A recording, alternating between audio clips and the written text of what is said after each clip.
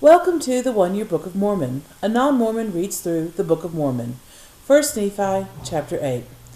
The first verse in this chapter says that they got a whole bunch of seeds together from all sorts of fruit and grain and stuff like that. And the rest of it is an account of a dream that Joseph Smith's father had when Joseph Smith was a boy.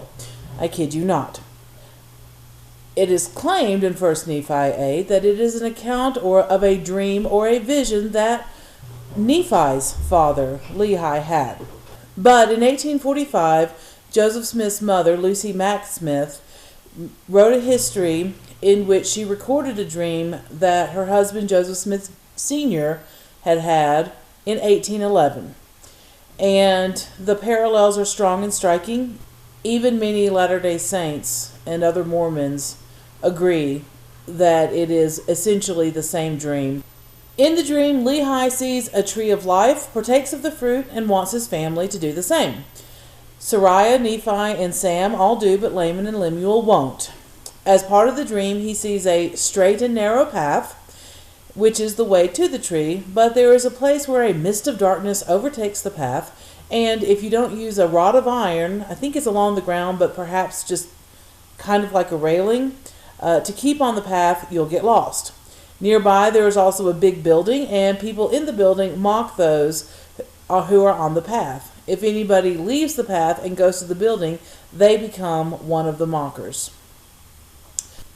Reading through it, it reminded me a lot of reading Pilgrim's Progress when I was a child. It has been many years since I've read Pilgrim's Progress, but that's just the same kind of feeling I get. You have a pathway, Christian starts at the cross. He goes, he's in the slough of despond, and he has the burden of sin. He goes to the cross. The sin is taken off, and then he has to stay on this path the whole time. If he gets off the path, then he has problems, and various things try to get him off the path, including, if I remember correctly, being tempted to leave the pathway for various reasons, as well as being mocked for being on the path to start with. Particularly, I'm kind of remembering Vanity Fair, which kind of reminds me of that big building in Lehi's dream. As for the parallels, skeptics like me will say that Joseph Smith Sr. had the dream, or maybe he may even have made it up. I wouldn't want to bet one way or the other on that. He could have had a vivid dream based on Pilgrim's Progress. I don't know.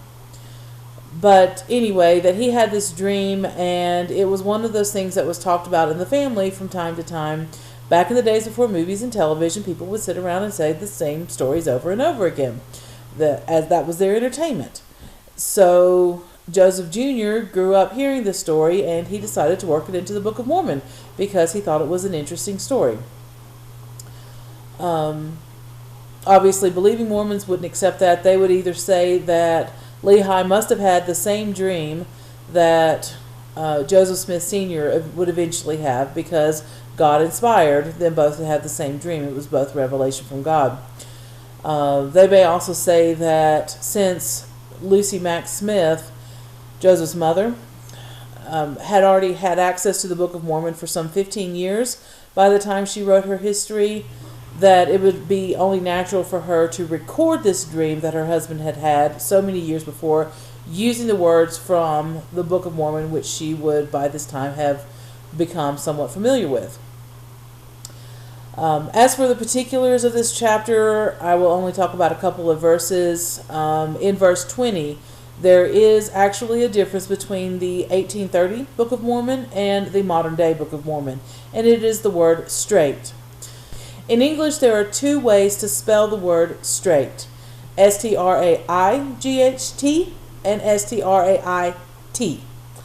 And one means not deviating, it's a straight line. And the other means confined or narrow. In the Bible, Jesus had a parable about the straight and narrow path, or straight is the gate and narrow is the way that leads to life, and few there be that find it. We're familiar with hearing that from the King James. That is the word S-T-R-A-I-T, meaning confined or narrow, close quarters, that sort of thing. Many people hearing it wouldn't necessarily hear it that way. They would think straight and narrow path as being a pathway that doesn't have a whole lot of curves to it or turnings. It doesn't bend. It just goes straight. It's straight. It's level or whatever. The 1830 version used the straight spelling, and it is possible that that really was what was meant to happen, or that Joseph Smith's scribe made an error. Joseph Smith said straight, didn't know how to spell it any other way. The scribe spelled it the more common way, straight, and that's what ended up in the printing. It is also possible that the printer himself saw the word straight, straight, and then changed it for the more common spelling, either accidentally or thinking that it must be what was originally meant. I don't have a copy of the original handwritten manuscript to compare, so I don't know. If Joseph Smith originally meant straight and the scribe wrote it the other way, then this would undermine at least one claim that the way that Joseph Smith received the revelation of the Book of Mormon was to have the word appear in the hat, one word at a time, and he would dictate the word to the scribe would write it, and if it was written correctly, the word would disappear and a new word would take its place. So if the scribe wrote it incorrectly, if it was supposed to be straight, as the modern Book of Mormon has it, and the scribe wrote it wrong, it should not have disappeared. So this would undermine the claim that that's how Joseph Smith received the revelation. And then the other one is verse 29. It says, "And now I, Nephi, do not speak all the words of my father." My sarcastic translation of this is, "Oh crap, what did I say in the missing 116 pages? I forget. So I'll just say I'm not going to say it all, just in case I say something contradictory and the pages end up reappearing in the future." Also in this vein, considering that Mormons believe the Book of Mormon to be scripture, the missing 116 pages should also be scripture, right? Because they came from the Book of Mormon and they were originally written, right? So if this is true, then that certainly means that Mormonism is definitely missing certain scriptures.